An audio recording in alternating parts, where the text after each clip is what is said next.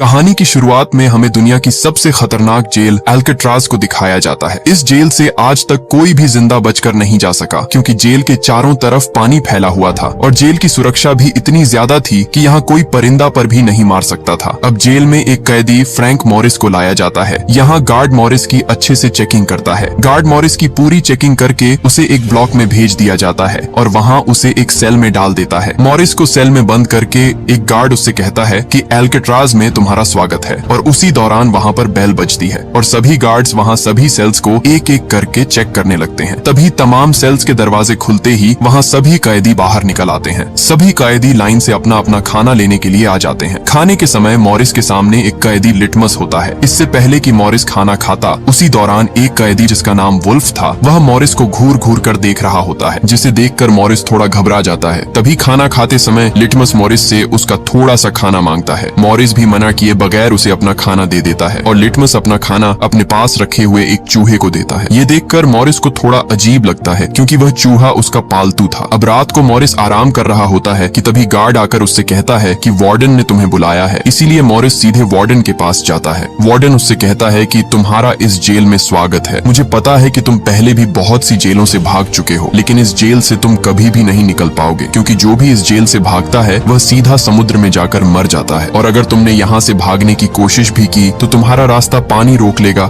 और तुम डूब कर मर जाओगे। और अल्काट्राज बनाई ही इसलिए गई ताकि तुम जैसे सड़े गले अंडे एक ही टोकरी में रहें, और तुमसे इस जेल में सिर्फ 2 ही लोग मिलने आ सकते हैं, वह भी महीने में एक बार। वापस जाते समय मॉरिस वार्डन का नेल कटर चुरा लेता है, क्योंकि यह नेल कटर उसे यहाँ से निकलने में मदद दे सकता था। इसीलिए मॉरिस अपने सेल में आकर उस नेल कटर को एक बुक में छुपा कर रख देता है। और उसी दिन मॉरिस जब नहा रहा था, तभी वुल्फ उसे परेशान करने लगता है। ये देखकर उसे बहुत गुस्सा आता है और वह वुल्फ को वहीं पर बुरी तरह पीट डालता है। उसके बाद मॉरिस को एक लाइब्रेरी में भेजा जाता है, जहां वह एक कैदी इंग्लिश के पास आता है। इंग्लिश यहाँ एक पुराना कैदी होता है जो यहाँ सभी कैदियों का सरदार होता है। उसे भी कुछ आदमियों के कत्ल में इस जेल में बंद किया गया है। मॉरिस उससे पूछता है कि तुमने यहाँ से निकलने की कोशिश क्यों नहीं की। आगे से इंग्लिश बताता है कि इस जेल से कोई भी नहीं निकल सकता, क्योंकि जेल के चारों तरफ पानी फैला हुआ है। इंग्लिश उसे कुछ बुक्स देता है, जिन्हें मॉरिस ने पूरी जेल में एक एक करके सभी कैदियों को देना था। मॉरिस जब प्लेग्राउंड आता है तो वहाँ उसे एक आर्टिस्ट मिलता है जो अपनी पेंटिंग बना रहा होता है। असल में यह कैदी डॉक होता है, जो इस जेल में अपनी कैद काट रहा था। डॉक ने अपनी पेंटिंग पर एक फूल भी बनाया हुआ था। इसे देखकर मॉरिस पूछता है कि यह फूल क्यों बनाया हुआ है, तो डॉक बताता है कि ये फूल मेरी जिंदगी है और इसलिए मैंने इसे अपनी पेंटिंग में बनाया है। डॉक उसे बताता है कि तुम बचकर रहना, क्योंकि तुमने वुल्फ से पंगा लिया है, वो तुम्हें कभी भी नुकसान पहुंचा सकता है। इसके बाद मॉरिस सीधा इंग्लिश के पास आता है और कहता है कि क्या आज से पहले यहाँ से कोई कैदी भाग पाया है या नहीं। तो आगे से इंग्लिश हंसते हुए कहता है कि बहुत सारों ने कोशिश की है, लेकिन सब फेल हो गए। इंग्लिश बताता है कि अगर तुम यहाँ से बाहर निकल भी गए तो तुम्हें आगे से गार्ड्स रोक लेंगे, और अगर तुम गार्ड्स को चकमा देकर भाग भी गए तो आगे से पानी तुम्हारा रास्ता रोक लेगा, क्योंकि अगर तुम कितने भी अच्छे तैरने वाले हो तो फिर भी तुम किनारे तक नहीं पहुँच पाओगे। आखिर में पानी तुम्हें डुबा कर मार देगा, इसलिए तुम इस जेल में ही जिंदा रह सकते हो, बाहर गए तो मारे जाओगे। लेकिन मॉरिस ने भी ठान लिया था कि वह किसी भी कीमत पर इस जेल से निकल कर रहेगा। उसी रात मॉरिस बैठा ही था कि तभी एक गार्ड आकर उसे बताता है कि कल से तुम्हें कारपेंटर का काम दिया जा रहा है और तुम्हें इसके पैसे भी मिलेंगे। हर 1 घंटे के 150 रुपए दिए जाएंगे। इसलिए मॉरिस भी चुपचाप यह डील मान जाता है। अगली सुबह मॉरिस बड़ी चालाकी से लिटमस से पूछता है कि क्या इस जेल में कोई भागने का रास्ता है, तो लिटमस उसे बताता है कि हर सेल में एक एयर वेंट होता है, वहाँ से बाहर निकला जा सकता है, लेकिन एयर वेंट बहुत छोटा है। उसी दौरान वुल्फ भी अपना बदला लेने के लिए मॉरिस की तरफ बढ़ रहा होता है, लेकिन डॉक मॉरिस को बता देता है कि वुल्फ तुम्हारी तरफ आ रहा है और उसके हाथ में कुछ है। वुल्फ आते ही मॉरिस पर हमला कर देता है, लेकिन मॉरिस भी कच्चा खिलाड़ी नहीं था, वह भी वुल्फ को अच्छा खासा पीट डालता है। लेकिन इसी दौरान गार्ड उन्हें रोकने आता है तो वुल्फ उसे नीचे गिरा देता है। ये देखकर ऊपर वॉच टावर पर मौजूद एक गार्ड फौरन गोली चला देता है, जिससे वहाँ सब डर जाते हैं और गार्ड्स मॉरिस और वुल्फ दोनों को डी ब्लॉक में ले जाते हैं, जहाँ सबसे खतरनाक कैदियों को रखा जाता है। और वहाँ सभी कैदियों को हर दिन टॉर्चर किया जाता था। और उसी रात मॉरिस को बहुत सारे टॉर्चर दिए जा रहे थे, जिससे मॉरिस की हालत बहुत खराब हो जाती है। पूरे 10 दिन बाद उसे डी ब्लॉक से निकालकर अपने सेल में भेज दिया जाता है। और उसी दिन उसके साथ वाले सेल में एक नया कैदी आता है,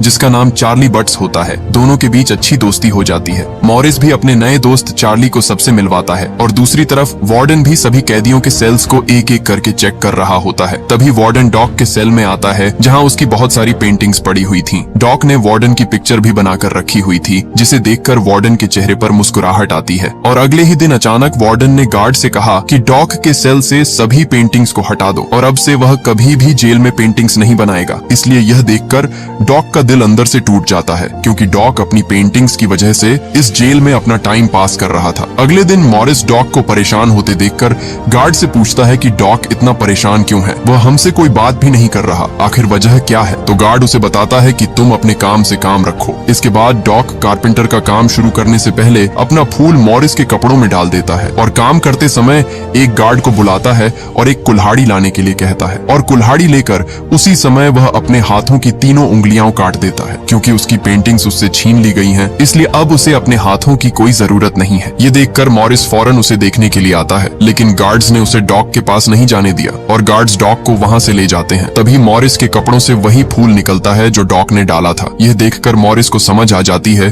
कि डॉक से उसकी खुशियां छीन ली गई हैं। इसीलिए मॉरिस डॉक की उंगलियों को एक डिब्बे में डालकर एक गार्ड को देता है और गुस्से से कहता है, ये अपने वार्डन को दे दो, क्योंकि उसकी ख्वाहिश पूरी हो चुकी है। उसी दिन मॉरिस डॉक के दुख में बैठा होता है कि तभी उसे एक कॉकरोच दिखाई देता है जो एयर वेंट के अंदर जा रहा था। यह देखकर उसे यकीन हो जाता है कि यहाँ से किसी तरह बाहर निकला जा सकता है और यहीं से शुरू होती है असली कहानी। अगले दिन खाने के समय वार्डन मॉरिस को अपने पास बुलाता है और कहता है कि तुम डॉक की तरफ इतना ध्यान क्यों दे रहे हो। आगे से मॉरिस कहता है, सर ऐसा तो कुछ नहीं, ये आपकी गलतफहमी है। खाना खाते समय मॉरिस को दो भाई क्लैरेंस और जॉन मिलते हैं जो इस जेल में नए थे और उन्हें भी इस जेल में 20 साल की सजा काटनी थी और ऐसा वो हरगिज नहीं चाहते थे। मॉरिस की तरह वो दोनों भी बहुत चालाक थे, इसलिए मॉरिस भी उनसे दोस्ती कर लेता है। उसी दिन मॉरिस गार्ड के न होने का फायदा उठाकर वहाँ एयर वेंट को अच्छे से चेक करने लगा, लेकिन उसी समय गार्ड आ रहा था, इसलिए मॉरिस फौरन अपनी जगह पर लेट जाता है। अगले दिन इंग्लिश की बेटी उससे मिलने आई हुई थी। इसे देखकर उसे बहुत दुख होता है, क्योंकि जब उसकी बेटी छोटी थी तब से वह जेल में है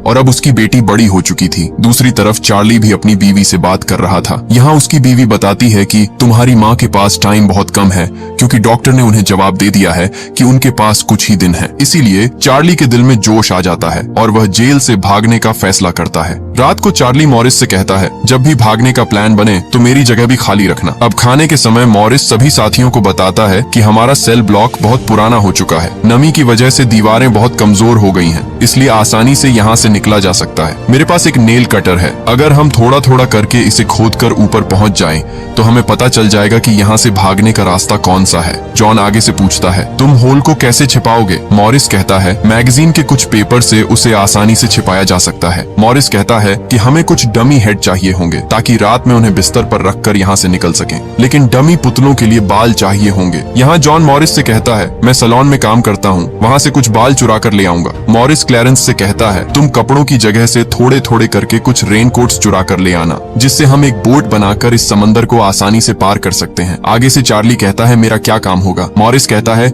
जब मैं एयर वेंट खोदना शुरू करूंगा तो तुम ध्यान रखना ताकि कोई गार्ड हमें पकड़ न ले। इसलिए सभी साथियों को मॉरिस का प्लान पसंद आता है और उसी रात मॉरिस एयर वेंट को खोदना शुरू कर देता है। यहाँ मॉरिस के पास नेल कटर था, इसलिए उसे दीवार खोदने में बहुत मुश्किल हो रही थी, लेकिन उसने हार नहीं मानी और वह लगातार दीवार खोदता रहा। अगले दिन मॉरिस सभी साथियों से कहता है कि नेल कटर के छोटा होने की वजह से उसे दीवार खोदने में मुश्किल हो रही है। तभी खाना खाते समय मॉरिस को एक खतरनाक आइडिया आता है और वह चम्मच को अपने जूते पर रगड़कर उसे गंदा कर देता है और एक गार्ड को बुलाकर कहता है, ये चम्मच गंदा है, मुझे साफ चम्मच चाहिए। लेकिन यहाँ क्लैरेंस भी कहता है, मुझे भी किचन के बारे में पूछना है। इसलिए गार्ड ने दोनों को जाने की इजाजत दे दी। दोनों सीधे गार्ड के पास आते हैं। यहाँ क्लैरेंस गार्ड का ध्यान भटकाकर उसे बातों में लगा लेता है और इसी का फायदा उठाकर मॉरिस 2 चम्मच उठा लेता है और एक चम्मच को अपनी जेब में छुपा लेता है। रात मॉरिस सेल में बैठा था, तभी इंग्लिश सभी कैदियों को बुक्स देने आता है। तो मॉरिस उससे पूछता है कि मैंने लोहे के 2 टुकड़ों को जोड़ना है, क्या यहाँ कोई चीज है जिससे उन्हें जोड़ा जा सके? इंग्लिश पूछता है कि क्यों चाहिए तुम्हें? तो मॉरिस बताता है कि मैंने खुदाई करनी है इसलिए। लेकिन इंग्लिश आगे से कहता है कि ये इतना आसान नहीं है जितना तुम सोच रहे हो, इसलिए भागने के ख्वाब देखना छोड़ दो। अब अगले दिन मॉरिस लिटमस से एक सिक्का मांगता है और कहता है कि अगर तुमने मुझे सिक्का लाकर दिया तो मैं आपके लिए आपके मनपसंद गाने बजाऊंगा। इसलिए लिटमस भी ये डील मान जाता है और उसी रात लिटमस उसे एक सिक्का दे देता है और मॉरिस फौरन एक चम्मच तोड़कर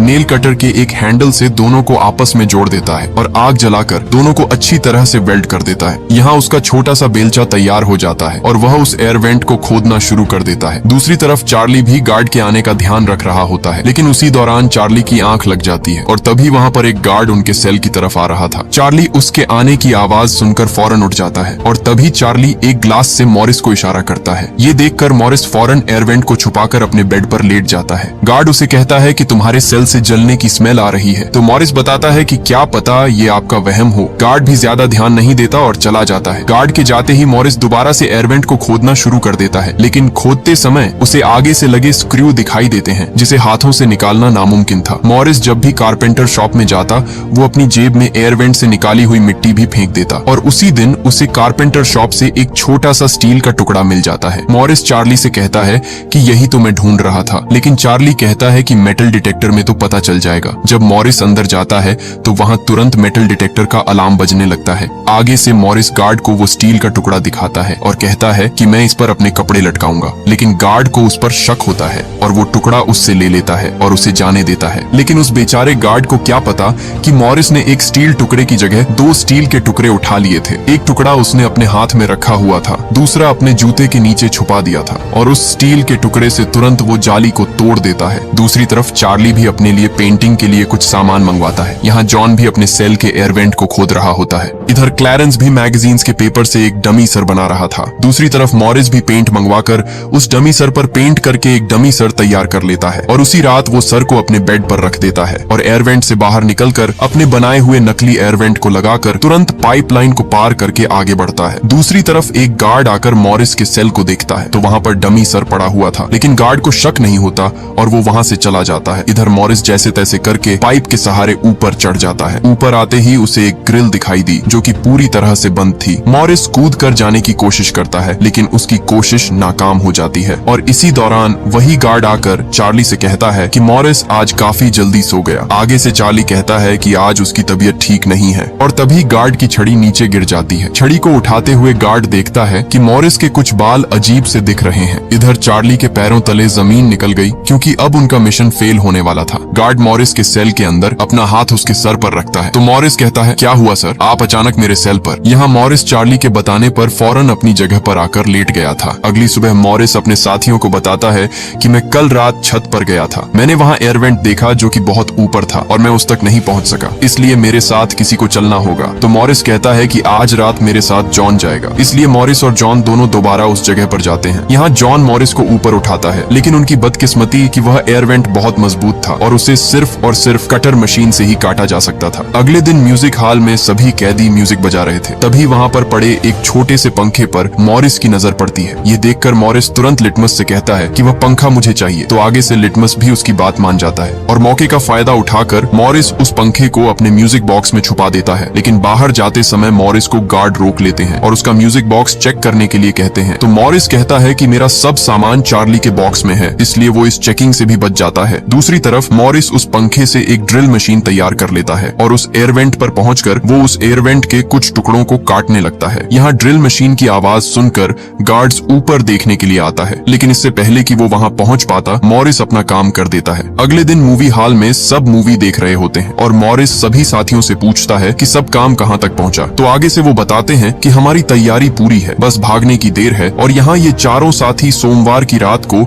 इस जेल का रुतबा मिट्टी में मिलाने वाले थे, क्योंकि अब चारों साथियों ने इस जेल से भागने की पूरी तैयारी कर ली थी। अगले दिन खाने के समय मॉरिस ने डॉग की याद में उसका फूल टेबल पर रखा हुआ था और वहाँ वार्डन उसे देखकर उस फूल को वहीं पर कुचल देता है। ये देखकर लिटमस को बहुत गुस्सा आता है और वह वार्डन पर हमला करता है, लेकिन उसी समय उसे हार्ट अटैक आ जाता है और लिटमस वहीं पर मारा जाता है। ये देखकर मॉरिस और सभी साथियों को उस पर बहुत गुस्सा आता है, लेकिन वार्डन बेचारे को क्या पता कि आज रात ये सब यहाँ से भागने वाले हैं। उसी रात इंग्लिश वहाँ बुक देने के लिए आता है तो मॉरिस उससे हाथ मिलाकर गुड बाय कहता है। इंग्लिश आगे से समझ जाता है कि मॉरिस आज रात भागने वाला है, इसलिए वह गुड बाय कहकर चला जाता है। लेकिन उसी रात वार्डन अचानक मॉरिस के सेल को चेक करने के लिए आ जाता है। यहाँ मॉरिस के पैरों तले जमीन निकल जाती है क्योंकि इतने महीनों की मेहनत आज जाया होने वाली थी और गार्ड मॉरिस के सेल को पूरी तरह से हर एक कोना चेक करता है और तभी वार्डन उसके सूट बॉक्स को हटाता है जहाँ से मॉरिस ने सुरंग बनाई हुई थी। ये देखकर मॉरिस के पसीने छूट जाते हैं, लेकिन मॉरिस ने वहाँ इतनी बारीकी से काम किया हुआ था कि वार्डन को भनक तक नहीं लगी और वार्डन वहाँ से चला जाता है। जाते समय वार्डन गार्ड से कहता है कि आजकल मॉरिस की हरकत मुझे ठीक नहीं लग रही। तो आगे से गार्ड बताता है कि मॉरिस पूरी रात चार्ली से बातें करता रहता है। वार्डन उससे कहता है कि कल ही उन दोनों को अलग कर दो और दोनों के सेल चेंज कर दो। अगले दिन खाने के समय वुल्फ मॉरिस को धमकी देता है कि मैं तुम्हारे लिए एक गिफ्ट लाया हूँ और आज रात तुम्हें नहीं छोड़ूंगा। इसलिए मॉरिस जॉन से कहता है कि अपना सब सामान तैयार कर लो, आज रात निकलना होगा हमें। और उसी दिन वुल्फ चाकू से मॉरिस पर हमला करने वाला होता है कि तभी इंग्लिश वहाँ पर उसे पकड़ लेता है क्योंकि इंग्लिश भी मॉरिस के साथ ही था। यहाँ इंग्लिश यह नहीं चाहता था कि जाने से पहले मॉरिस को कुछ हो। अब रात में मॉरिस, क्लैरेंस और जॉन तीनों ऊपर छत पर जा रहे थे, लेकिन यहाँ चार्ली को अपने सेल में घबराहट होने लगती है और वह समय पर वहाँ से नहीं निकल सका। दूसरी तरफ उसके तीनों साथी ऊपर एयरवेंट पर पहुंच जाते हैं और काफी देर तक चार्ली का इंतजार करते रहे। इसलिए उन्हें लगा कि चार्ली ने अपना फैसला बदल लिया है, इसलिए वह चार्ली को छोड़कर वहाँ से ऊपर निकल जाते हैं। दूसरी तरफ गार्ड को भी शक नहीं होता क्योंकि मॉरिस ने वहाँ पर अपने बनाए हुए डमी सर रख दिए थे, लेकिन चार्ली अपने डर की वजह से अपने सेल में ही था। उसकी आंखों से आंसू बहते रहे क्योंकि उसकी आजादी उससे दूर हो रही थी। इधर जैसे तैसे करके वो तीनों बिल्डिंग के टॉप पर पहुंच जाते हैं और एक पाइपलाइन से बिल्डिंग को पार कर लेते हैं। दूसरी तरफ चार्ली का दिल जोश से भर उठता है और वो भी अपने सेल से बाहर निकलने लगता है। जैसे तैसे करके वो भी ऊपर एयरवेंट तक पहुंच जाता है, लेकिन वो एयरवेंट बहुत ऊपर थी, इसलिए वो अकेला ऊपर चढ़ नहीं सकता था और यहाँ चार्ली एक बार फिर अपनी हिम्मत हार जाता है। दूसरी तरफ किसी तरह तीनों गार्ड से बचाते हुए एक एक करके ग्रिल की दीवार को तीनों पार कर लेते हैं और खुशी से तीनों समुद्र के किनारे पहुंच जाते हैं और जल्दी से अपने अपने रेन कोट्स में हवा भरने लगते हैं और किसी तरह पूरी हवा भरकर वो रेन कोट्स को पानी में डालकर वहां से भागने में कामयाब हो जाते हैं। अगली सुबह गार्ड सभी सेल्स को एक एक करके चेक कर रहा होता है। तभी गार्ड को चार्ली एक दीवार की तरह खड़ा हुआ दिखाई देता है क्योंकि चार्ली का दिल पूरी तरह टूट चुका था। उसके तीनों साथी उसके सामने से भाग गए, लेकिन वो अपने डर की वजह से वहीं का वहीं बैठा रहा। इसी दौरान एक गार्ड मॉरिस के सेल पर आकर उसे उठाता है, लेकिन कोई हलचल न होने पर गार्ड मॉरिस की सेल के अंदर जाकर उसे जोर से उठाता है। तभी वहाँ पर वह नकली सर नीचे गिर जाता है, जिसे देखकर गार्ड के होश उड़ जाते हैं। उसके बाद पूरी जेल में इमरजेंसी अलार्म बजने लगता है और इंग्लिश भी समझ जाता है कि मॉरिस और उसके साथी भागने में कामयाब हो चुके हैं। दूसरी तरफ वार्डन भी समंदर तक पहुंच जाता है और एक सार्जेंट से पूछता है कि तुम्हें कुछ मिला है। तो आगे से वह एक थैली दिखाता है जिसमें तीनों का कुछ सामान मिलता है, जिसे देखकर वार्डन कहता है कि वे जरूर पानी में डूबकर मर चुके होंगे। तभी वार्डन को किनारे पर वही फूल गिरा हुआ मिलता है, जिसे देखकर उसे समझ आता है कि मॉरिस उससे डॉक का बदला ले चुका है। इसी दौरान एक गार्ड आकर वार्डन से कहता है कि डायरेक्टर ने आपको बुलाया है। आगे से वार्डन कहता है कि एक न्यूज फैलाओ कि वे तीनों रात को ही डूबकर मर चुके हैं। यहाँ वार्डन अपनी नौकरी और इज्जत बचाने के लिए एक झूठी रिपोर्ट जारी कर देता है, लेकिन अंदर ही अंदर वार्डन जल रहा था क्योंकि उसके हाथों से मॉरिस जेल तोड़कर भाग निकला और 1 साल के अंदर इस जेल एल्केट्राज को पूरी तरह बंद कर दिया जाता है। और ये मूवी यहीं पर एंड हो जाती है। अगर ये वीडियो आपको अच्छी